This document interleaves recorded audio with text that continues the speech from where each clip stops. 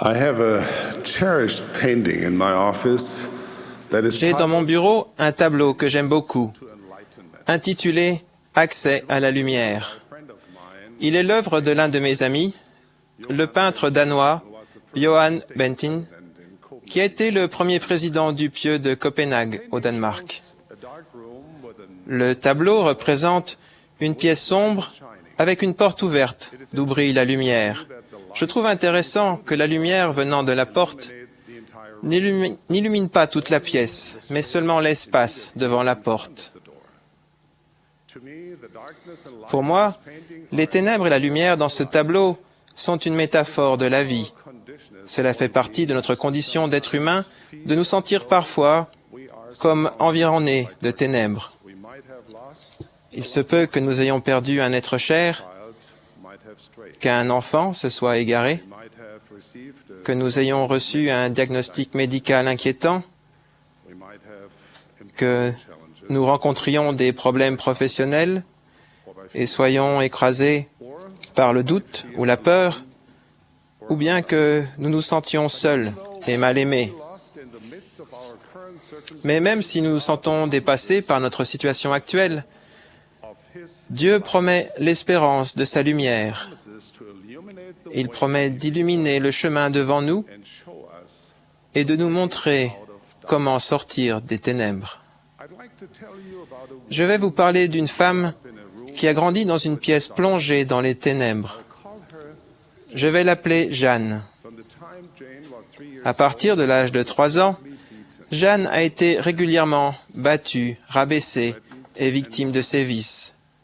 Elle a subi des menaces et des moqueries. Elle s'éveillait chaque matin, ne sachant pas si elle survivrait jusqu'au lendemain. Les gens qui auraient dû la protéger étaient ceux qui la torturaient ou permettaient qu'elle continue d'être maltraitée. Pour se protéger, Jeanne a appris à ne plus avoir de sentiments. N'ayant aucun espoir d'être secourue, elle s'endurcit face à l'horreur de la réalité qui était la sienne. Il n'y avait aucune lumière dans son monde. Elle se résigna donc à vivre dans les ténèbres, avec une insensibilité qui ne peut découler que du contact constant et implacable avec le mal. Elle accepta le fait que chaque instant pouvait être le dernier de sa vie. Puis, à l'âge de 18 ans, elle découvrit l'Église de Jésus-Christ des Saints des Derniers Jours. La joie et l'espérance de l'Évangile rétabli pénétrèrent son cœur et elle accepta l'invitation au baptême.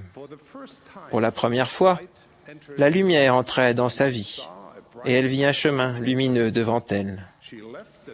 Elle quitta les ténèbres de son monde et elle décida d'aller dans une école loin de chez elle et de son agresseur. Elle se sentait enfin libérée d'un environnement de ténèbres et de mal, libre de jouir de la douce paix et de la guérison miraculeuse du Sauveur. Cependant, des années plus tard, après la mort de l'auteur des sévices qu'elle avait subis, les événements horribles de sa jeunesse revinrent la perturber. Une tristesse et une colère immenses menacèrent de détruire la lumière merveilleuse qu'elle avait trouvée dans l'Évangile. Elle se rendit compte que, si elle permettait à ces ténèbres de la ronger, son tortionnaire serait finalement vainqueur. Elle demanda une aide psychologique et médicale et elle commença à se rendre compte que, pour elle, la meilleure façon de guérir était de comprendre et d'accepter que les ténèbres existent, mais de ne pas y demeurer. Car, comme elle le savait maintenant, la lumière existe aussi, et c'est là qu'elle décida de demeurer. Étant donné son lourd passé, Jeanne aurait facilement pu devenir vindicative, venimeuse ou même violente, mais ce ne fut pas le cas. Elle résista à la tentation de répandre les ténèbres en se laissant ronger par la colère, les sentiments blessés ou le cynisme. Au lieu de cela, elle s'accrocha fermement à l'espérance qu'avec l'aide de Dieu, elle pouvait guérir.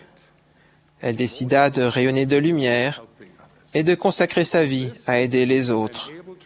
Cette décision lui permit de laisser le passé derrière elle et d'avoir accès à un avenir glorieux.